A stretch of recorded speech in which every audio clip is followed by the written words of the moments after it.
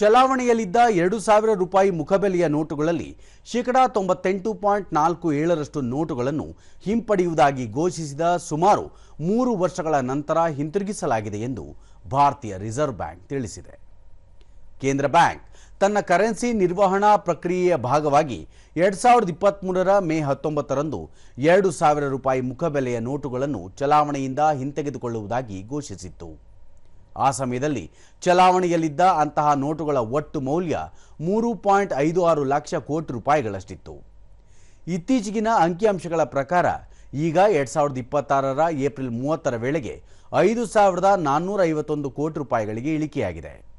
2,000 ರೂಪಾಯಿ ನೋಟುಗಳನ್ನು ಹಿಂಪಡೆಯುವಿಕೆ ಘೋಷಣೆಯಾದ ನಂತರ ಆರ್ಬಿಐನ 19 ವಿತರಣಾ ಕಚೇರಿಗಳಲ್ಲಿ 2,000 ರೂಪಾಯಿ ನೋಟುಗಳನ್ನು ವಿನಿಮಯ ಮಾಡಿಕೊಳ್ಳುವ ಸೌಲಭ್ಯ ಲಭ್ಯವಿದೆ.